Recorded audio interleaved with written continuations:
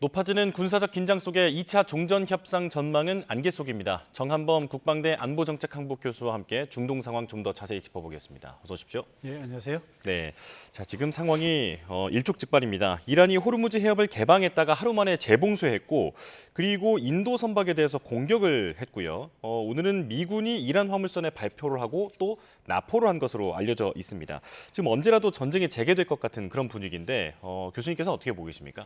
예, 지금 전쟁 상황이기 때문에 전투가 언제든지 재개된다고 하는 것은 충분히 예상할 수 있는 일이고요.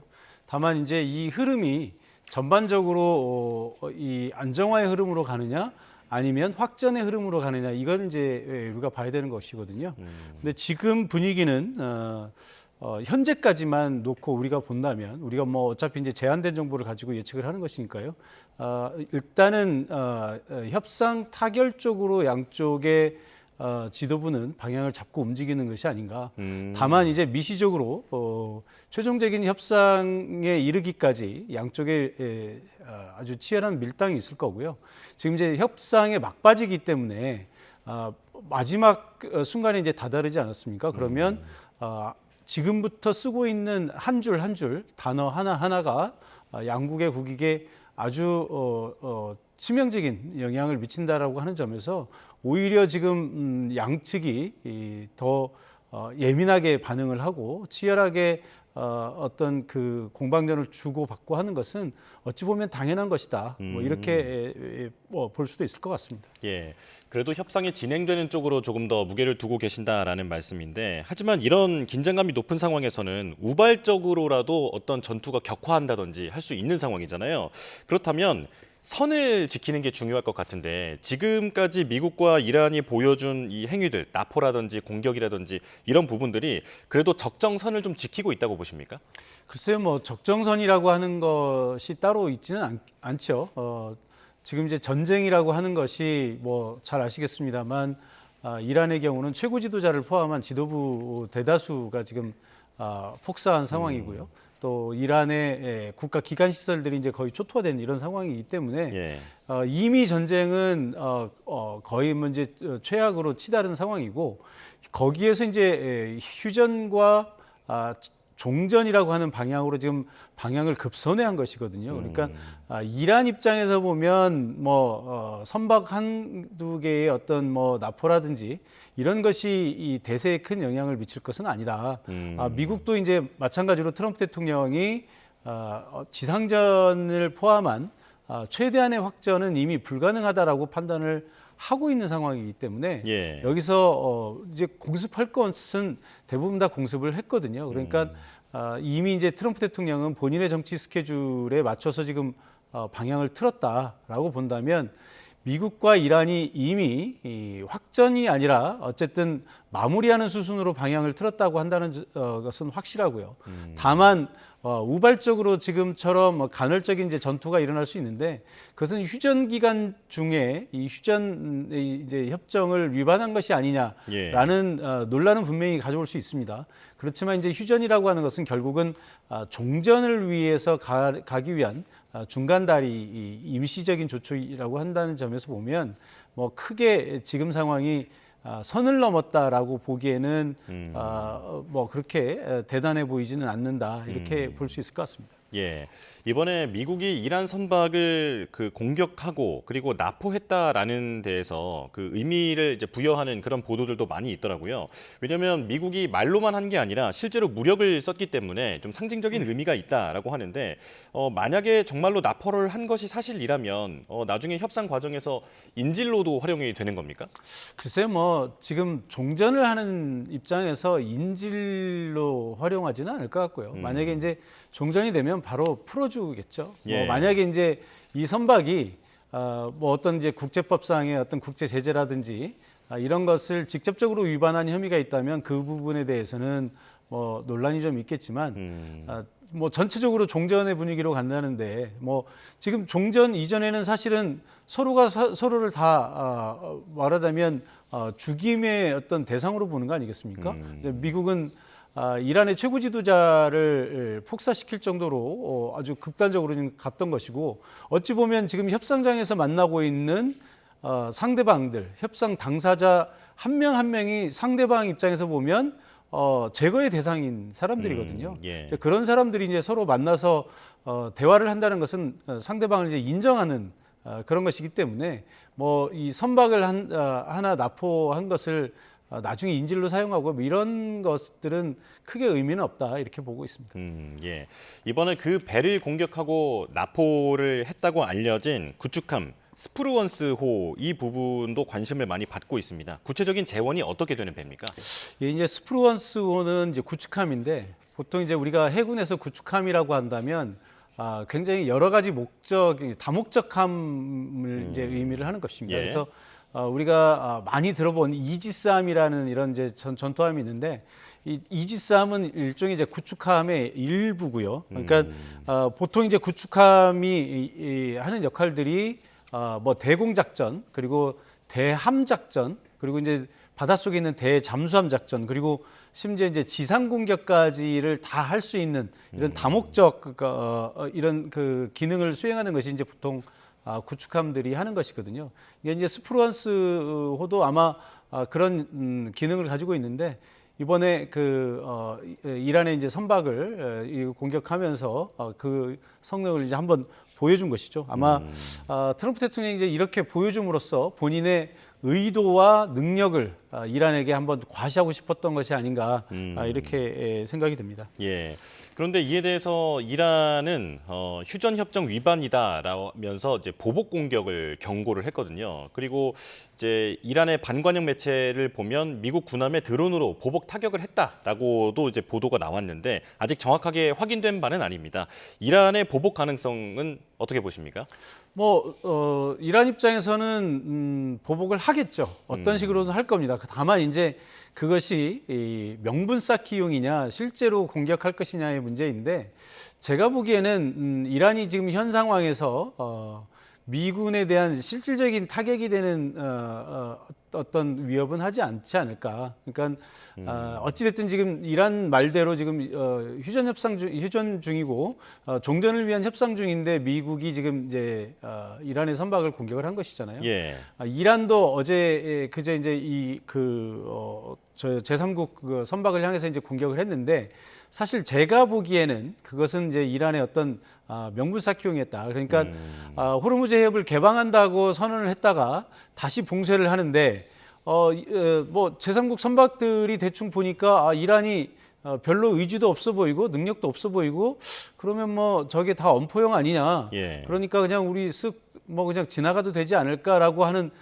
만약에 이제 그런 상황이 오게 되면 사실 이란 입장에서는 지금 미국을 상대로 싸우는 것도 버겁거든요. 예. 근데 이제 군사적인 능력뿐만 아니라 국제 여론에서까지 밀리게 되면 이란 입장에서 굉장히 이제 난감한 상황입니다. 지금은 어찌됐든 전통적으로 미국이 중동에서 작전을 했을 때 대체로 이제 서방의 언론이나 여론은 다 미국을 어떻게든 이제 지원하는 그런 입장이었거든요.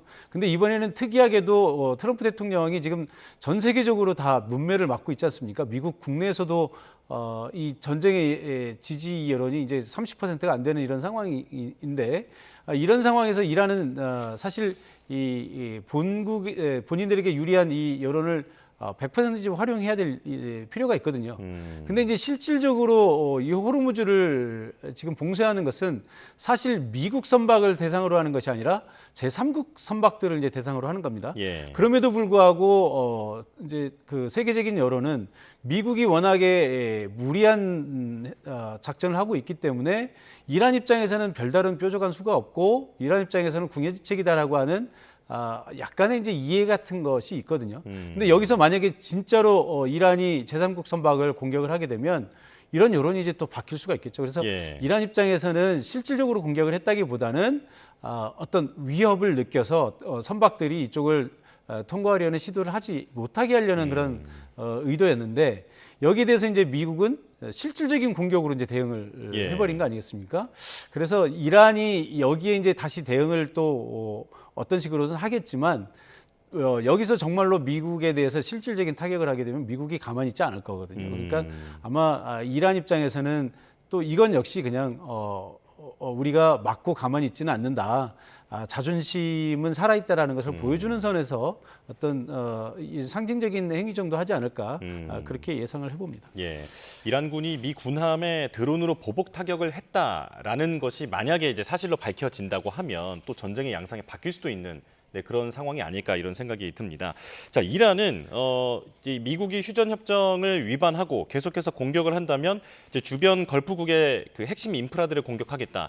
예, 그러니까 이제 석유 시설이나 이런 부분을 공격하겠다고 위협하고 있는데 후티가 또 변수로 떠오르고 있거든요. 홍해를 막아버리겠다 얘기를 했고 이번에 막아버리면 어떤 세력도 다시는 못 열 것이다라고 경고하고 있는데 이건 어떻게 전망하십니까? 이건 역시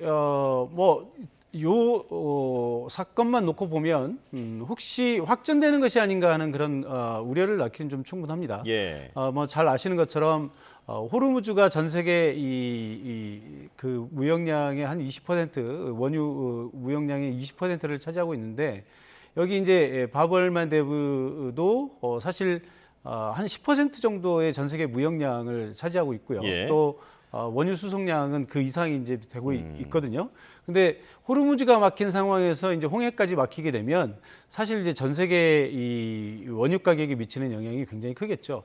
사실 우리나라도 며칠 전에 지금 이제 홍해를 통해서 유조선 한 척이 이제 나옴으로써 어느 정도 숨통이 트였다라고 하는 그런 뉴스를 접하지 않았습니까? 네. 그런데 만약에 이제 여기를 막게 된다면 결국 그 예멘의 후티 반군이 움직이는 것이고요. 아마도 이제 그렇게 된다면 결국 이제 이란의 요청을 받아서 움직이게 되는 것일 텐데 지금 양상을 보면 후티 반군이 쉽게 참전할 것 같지는 않습니다. 이게 지금 그 이란이 초토화되고 있는 이런 상황을 후티 반군도 다 봤거든요. 네. 그러니까 하마즈가 이스라엘에 의해서 지금 이제 거의 명맥을 잇기 어려울 정도로 이제 초토화된 상황이고 이란도 미국에 의해서 상당히 이제 타격을 받았고 이번에 이제 레바논까지 예. 지금 이제 이런 상황이기 때문에 헤즈볼라요. 네. 헤즈볼라까지 지금 이런 상황이기 때문에 후티 반군이 보기에는 아마도 이것을 본인들도 미국의 공격을 받게 되면 그런 유사한 상황에 빠질 거라는 것을 충분히 예상할 수 있거든요. 그러니까 지금 이제 쉽게 참전은 못하고 있는 상황이고요. 다만 이제 이란을 어떻게든 이제 의리가 있기 때문에 도와야 되는 상황이라서 예. 이란이 지금 협상 중에서 이 홍해를 레버리지로 가져가려고 하는 이런 움직임 속에서 후티가 어쨌든 이란을 좀 도와야 되는 그런 측면이 있습니다. 그러니까 아마 이것은 어떤 쉽게 얘기하면 어떤 구두 개입이 아닌가. 그러니까 예. 현재 이 협상의 막바지에 있기 때문에 미국도 트럼프 대통령이 강한 압박을 하는 것처럼 이란도 지금 막바지에 강한 압박을 하는 것으로 보이거든요.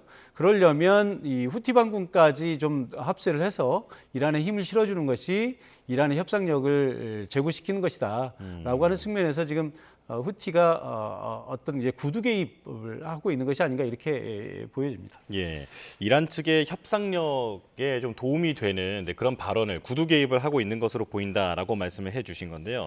트럼프 대통령은 이란이 합의를 수용하지 않으면 모든 발전소와 교량을 다 부숴버리겠다 이렇게 위협을 하고 있습니다. 그런데 이건 미국 내에서도 전쟁 범죄에 해당한다는 지적이 나오고 있잖아요. 앞으로 어떻게 할까요? 트럼프 대통령이 이미 이제 이 휴전 전에도 계속 이 교량과 발전소를 폭파시키겠다. 그러니까 이란을 석기식대로 돌려버리겠다 이런 위협을 한 지가 지금 꽤 됐지 않았습니까? 예. 그 이후로 몇 번의 시한을 연장하면서 어쨌든 이 휴전까지 왔고요. 사실 이제 그런 측면에서 보면 다행이라고 할 수 있지만 사실 이런 그 교량이나 발전소를 파괴하는 것은 어찌 보면 이제 사실상 전쟁 범죄에 해당한다라고 보는 것이 대체적인 시각입니다. 네. 그런데 이제 우리가 이제 전쟁 범죄라고 하는 것은 사실 전쟁이라고 하는 것은 뭐 어느 나라나 할 수 있는 거거든요. 근데 전쟁이라고 하는 것 자체가 비인도적인 것이고 이제 세계적으로 사실 이제 바람직하지 않은 행위이기 때문에 전쟁 중에 어떤 행위가 있느냐 하는 것은 이제 그다음 부차적인 문제이긴 합니다만. 그래도 우리가 제네바 협약에 의해서 전쟁 중이라도 민간인에 대한 학살이라든지 민간 시설에 대한 공격은 이것은 범죄로 간주가 되는 것이고요. 전쟁이 끝난 이후라도 이런 전쟁 범죄에 대해서는 국제법적으로 처벌을 하도록 돼 있습니다. 예. 물론 이제 미국이라고 하는 나라가 세계 유일 초강대국이기 때문에 미국의 대통령을 전범으로 처벌할 수 있느냐라고 하는 것은 이제 별개의 논의입니다만, 만약에 미국 내에서라도 이 전쟁 범죄에 대한 처벌 요구가 만약에 생긴다면 트럼프 대통령이 퇴임 이후에라도 사실 자유로울 수 없는 거거든요. 그러니까 그런 문제에서 어떤 이제 논란이 생길 수 있기 때문에 사실 트럼프 대통령도 이게 쉽게 행동에 옮기기는 어려울 겁니다. 그래서 이제 계속해서 이제 그 엄포용으로 계속 이제 최대한의 압박을 가했지만 실제 전쟁까지 이어지지 그 파괴까지 이어지지 못했던 거고요. 이제 이것을 피해가기 위해서 미국이 내세운 논리는 이중용도, 그러니까 민간 시설이라 하더라도 군이 전쟁을 위해서 사용할 수 있는 것들은 전쟁 중에도 전쟁 중에 폭격할 수 있다라고 지금 보는 거거든요. 예. 사실 그건 국제법적으로는 맞는 얘기입니다. 근데 그런 논리로 따진다면 아니 전시에 사용되지 않는 이중용도 아닌 것이 어디가 있겠습니까? 모든 도로는 군인들이 다 갈 수 있는 것이고요. 예를 들어서 옷을 만드는 공장도 군인들의 군복을 만드는 공장으로 이용될 수 있는 것이고, 뭐 하다못해 농업용지도 군인들의 군량미를 만드는 식량창고다, 이렇게 얘기하면 다 이중용도가 되는 것이거든요. 그런데 이제 교량이 뭐 군대가 이동할 수 있는 시설이고, 그다음에 발전소가 전기를 이용해서 군 시설을 가동하도록 도와준다라고 하는 이유로 이중용도라고 얘기를 한다면 뭐 그건 좀 궤변에 가까운 얘기가 아닌가, 저는 그렇게 보고 있습니다. 예. 자, 마지막으로 국내 이슈도 하나 살펴보겠습니다. 그 호르무즈 정상화를 위한 화상 정상회의에 이재명 대통령이 참석한 뒤에, 그 뒤에 우리가 국제다자회의에서 그 실질적인 기여를 하겠다라고 발언을 했거든요. 그래서 청해부대 파견이라든지 이런 행동이 뒤따르지 않을까 전망이 되는데 어떻게 보십니까? 전쟁 초기부터 많은 사람들이 그런 해법을 내놨었어요. 그러니까 지금 이란은 미국으로부터 너무 가혹한 공격을 받았기 때문에 이란이 물러설 수 있는 여지는 거의 없다. 또 반대로 미국도 트럼프 대통령이 이란의 레짐 체인지나 핵 문제를 해결하러 들어갔는데 목표했던 것은 이루지 못하고 오히려 호르무즈 봉쇄라고 하는 홍만 하나 더 달고 나온 상황이기 때문에 양쪽 다 사실 이 문제를 해결하기는 어렵다. 그렇다고 본다면 결국 최종적으로는 제3 국가들, 그러니까 유럽의 나토 동맹국들이라든지 이 호르무즈 해협을 가장 많이 이용하는 한국, 일본, 중국, 이런 나라들이 결국은 최종적으로 문제를 해결해야 되는 것이 아니냐. 당사국들 간의 직접적인 접촉이 감정 싸움이나 이런 정치적인 문제 때문에 어려울 수 있으니 좀 제3국들이 들어가서 양쪽을 분리시키고 좀 이 분위기를 냉각시킬 필요가 있다. 그리고 이제 차분하게 이란과 실질적인 협의를 하면서 이 문제를 해결해야 된다라고 하는 그런 논의가 있었거든요. 예. 근데 이제 이번 그 회의가 바로 그러한 움직임의 어떤 서막이다, 첫걸음이다, 이렇게 보고 있거든요. 그러니까 아무리 미국과 이란이 이 종전 협상을 한다 하더라도 실질적으로 그것을 이행하는 단계에서는 트럼프 대통령이 또 굉장히 또 강대국으로서의 어떤 힘을 과시하려고 할 가능성이 있고요. 또 이란도 지금 계속 보여주고 있는 것처럼 협상 중에 이란의 실세라고 할 수 있는 혁명수비대가 계속해서 이제 개입을 하면서 강경 발언을 쏟아놓을 가능성이 있습니다. 이제 예. 그렇게 되다 보면 설령 종전 협정이 이루어진다 하더라도 이행 단계에서 또 여러 가지 불협화음이 날 수 있거든요. 그러니까 그것을 방지하는 차원에서도 우리나라를 비롯한 이제 제3국가들이 이것을 최종적으로 관리하면서 그러니까 전쟁에 참여하는 것이 아니라 전쟁 이후에 정리를 한다는 의미에서 참여를 하는 것이고요. 그렇다고 본다면 사실 글로벌 책임 강국이라고 하는 관점에서 우리가 그동안 경제 성장은 고도로 이루었지만 또 국제사회에서 정치적인 책임을 지는 리더로서의 역할은 사실 많이 수행하지 못했거든요. 네. 이제 이 기회에 우리가 이제 선진국에 들어섰기 때문에 우리도 그런 역할들을 이제는 조금씩 수행할 때가 됐다라고 하는 측면에서 아마 적극적으로 검토해야 되지 않을까 이렇게 생각을 합니다. 예, 우리 정부의 대응에도 귀추가 주목됩니다. 지금까지 정한범 국방대 안보정책학부 교수와 함께했습니다. 고맙습니다.